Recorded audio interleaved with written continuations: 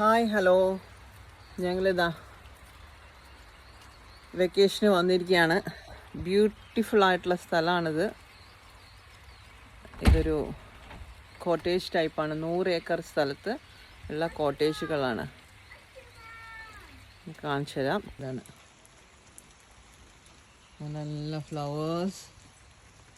നല്ല റെയിനിയാണിന്ന്. Rainy day ആണ്. ഇങ്ങനത്തെ നിറയെ കോട്ടേജ് ഉണ്ട്.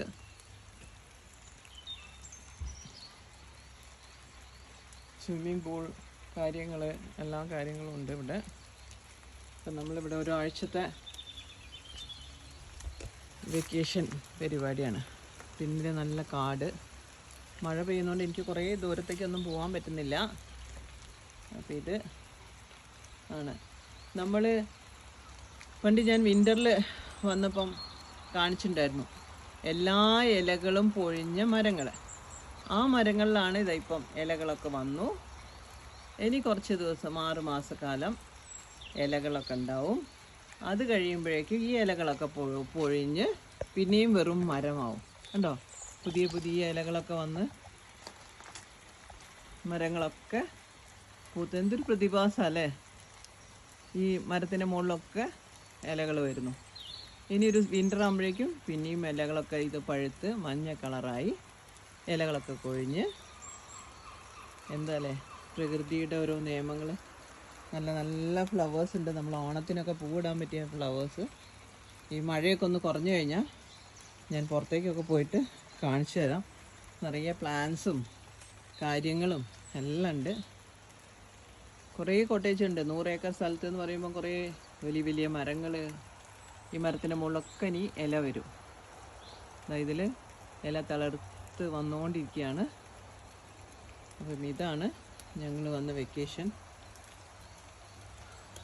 സ്ഥലം.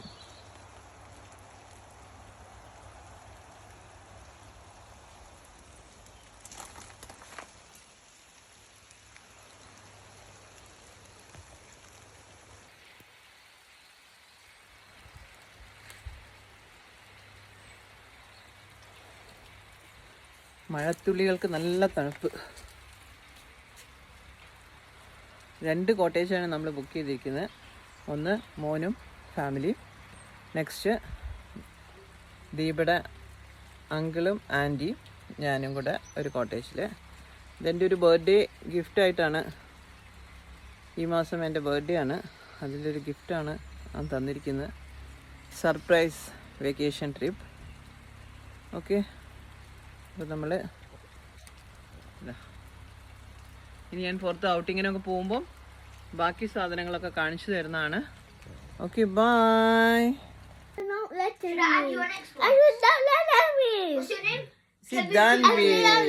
This is my favorite grandson.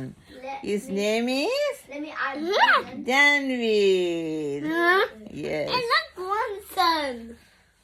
Wait, what's your name? അങ്ങനെതാ നമ്മുടെ റൂമൊക്കെ ഇതങ്ങനെയാണ്. ഇത് കിച്ചൺ, ഇത് ഹാൾ, 2 ബെഡ്റൂം. ഇതാണ് ഇൻസൈഡ് ഓഫ് ദ ഹൗസ്. ഇവിടെ ഒരാള് കളി തുടങ്ങി. Dhruv Nair. I creeped him out with this.